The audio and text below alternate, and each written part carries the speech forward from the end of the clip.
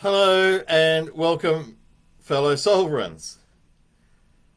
So today's P-Talk is, if you like, sponsored or inspired by a friend who lives up on the Sunshine Coast in Queensland. And she put this post on the other day, very concerned because yet another pilot has died from the needle.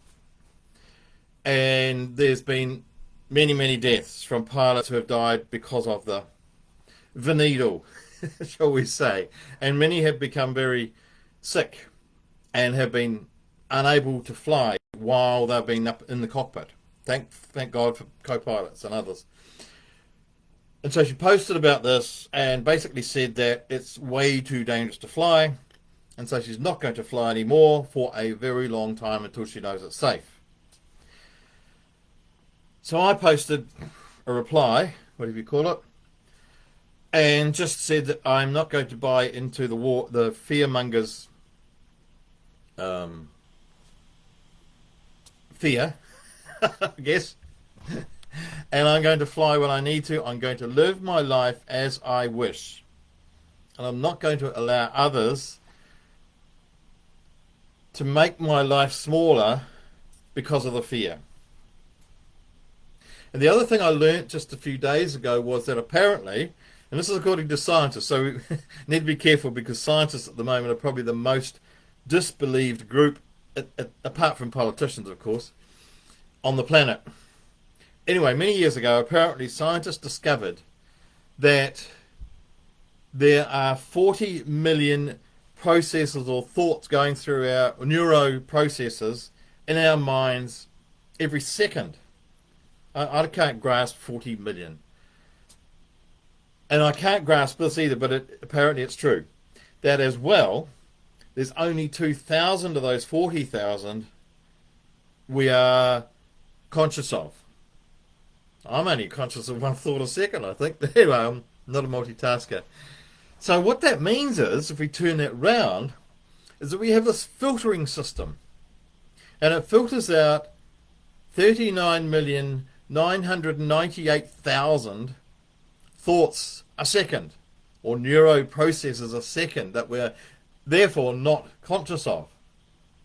And I realise this is an amazing opportunity. Because at the moment, if we're on default, our default system is to keep ourselves safe. That's basically the ego. And that's what it does. It does everything to keep ourselves safe. So if we didn't like, I don't know, broccoli when we were a kid, oh, broccoli is bad for you. So we will decide, even as an adult, 40 years later, that we don't like broccoli. Our ego will keep us safe from that. And everything else that has been a peril or something we didn't like or something we had a tiny preference not to have, the ego stores us away. It's our filtering system and keeps us away from this. And on the bigger sense, the world is a macrocosm of our microcosm in here, because what humans do on the big political world is what we do in our personal mind world. So if we look at history, every new civilization, if you like, burns books, burns information, because we don't want to know what happened. And that's from the Library of Alexandria. When was that? 2,500 years ago. The Nazis burnt millions of books because they went against the philosophy. Stalin and that burnt millions of books. And they're doing it right now. Nothing changes. We're terrified of history. We're terrified of what happened.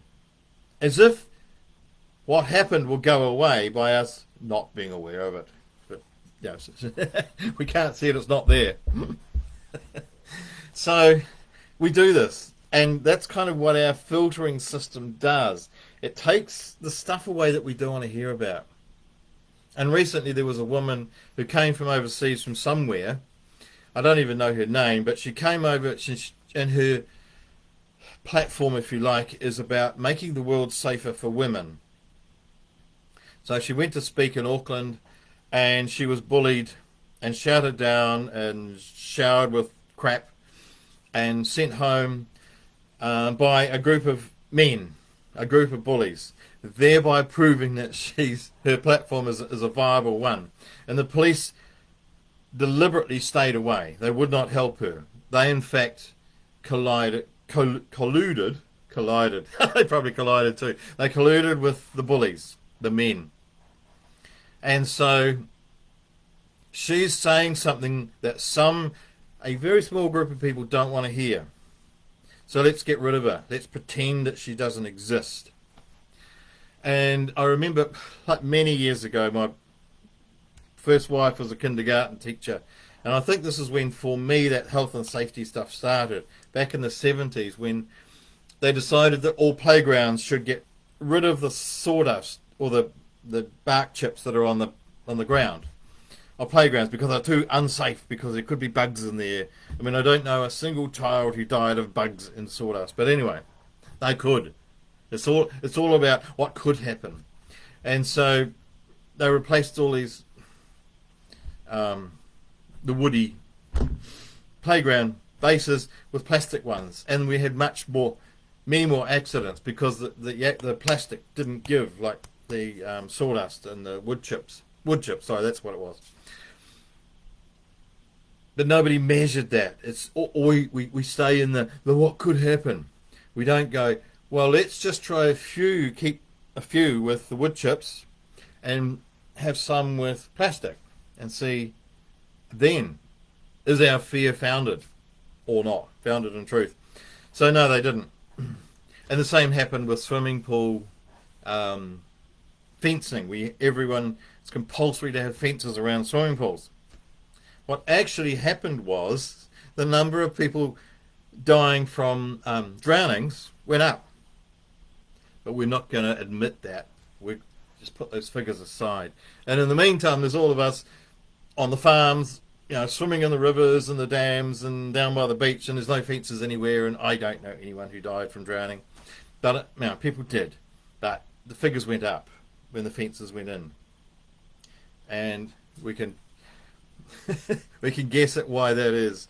But let's move on, because it's all theory. So we have this whole, what they now call cancel culture. We've always had cancel culture. Hitler had it. Stalin had it. The Mesopotamians had it 4,000 years ago. So we've always had a cancel culture that if we don't like it, we'll get rid of it. And if we don't like reality even, we'll get rid of it. So if something's happening out there, no, if we can't see it, it's not happening. So that's on a very global thing. That's what we're doing at the moment. Instead of embracing life and recognizing that we have this amazing filtering system that filters out 39,998,000 thoughts a second. If we can do that, let's grab the steering wheel of this filtering system and say, I'm going to design it in such a way that I will hear what's going on, I will see what's going on, I will not have my world filtered, but it will filter my reaction. And so I think it was Viktor Frankl, it might have been somebody else. Viktor Frankl wrote Man's Search for Meaning. And I think it was him who said the most powerful moment in our lives is that moment between an event, when an event happens, and our reaction to it. So that gap in between. So when something happens, we can choose, terrible fear, I must do something else. Or we can choose, it's something that's happened, and carry on. Or we can choose anger, we can choose depression, we can choose whatever. It's all about me, So we can choose. That is that little space between action and our reaction to it, between an event and our reaction. And that's where I've put my filtering system in. Because stuff's going to happen. I might trip down the stairs. I had a coffee appointment with a friend the other day on Friday, and they forgot. Stuff happens and the world still goes on. Yeah. I just had to spend $1,200 on my car. That was a bit of a shock. But the world's still going on. I can't filter that out. It's an event. And I can get upset about it because it was a surprise. I didn't think there was anything wrong with it. It was going fine. But New Zealand laws, traffic laws, that you have to have a whole lot of stuff working in a particular way. So my filtering system is not about pushing stuff away and then making my life smaller. And we can all choose this. We can run from the terrible things that are happening out there, or we can be in it, knowing that the world out there is it is a dangerous place in some ways. There's water and there's fires and there's crazy people. But my filtering system can allow me to carry on walking through this world in whatever way I choose, and my filtering system is filtering my reaction. That space between event and reaction.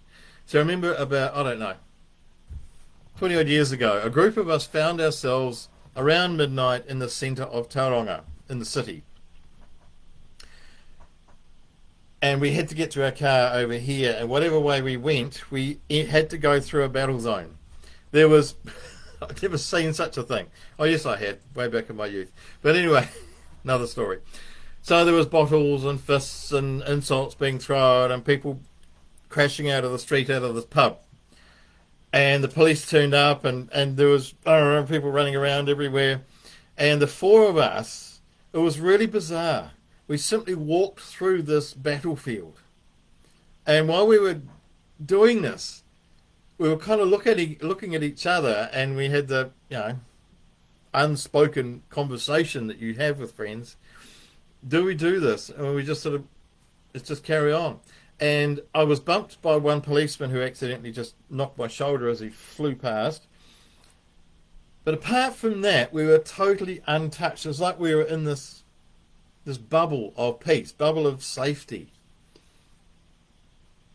We got to the car about a block away, and we just basically leant on the car and laughed our heads off, because it was such a surreal moment.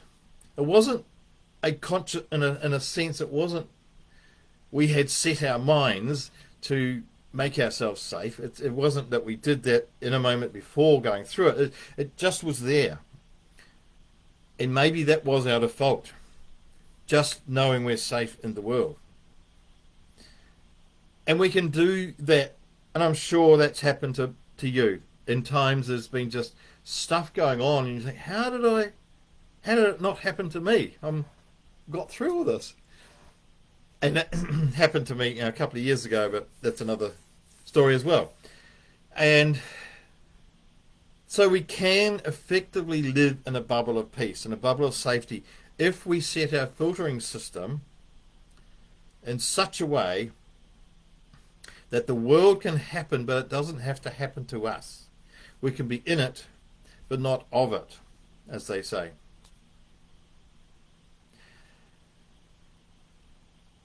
Because there's a crazy world out there, and there's stuff going on. But much of that stuff has never happened to me. Yes, I've been stabbed and I've been beaten up. Stuff has happened. But it doesn't have to stop me living. It doesn't have to stop me going through my daily life, enjoying every moment and every person I meet, and still getting out there. The world kind of creates, it's like these corridors. And we can choose to go down this corridor of safety while there's this mayhem still going on around us, or we can go down the fearful corridor. It's like these invisible corridors. And so our filtering system can just choose between event and reaction. Event, reaction. There's that little tiny space, that powerful space. So I wish you a day of peace in an unpeaceful world, a day of sanity in an insane world, and a day of kindness in an unkind world. Because we get to choose. And a day of living bigger than you could have, despite the world that's out there. And I bless you and all who sail in her,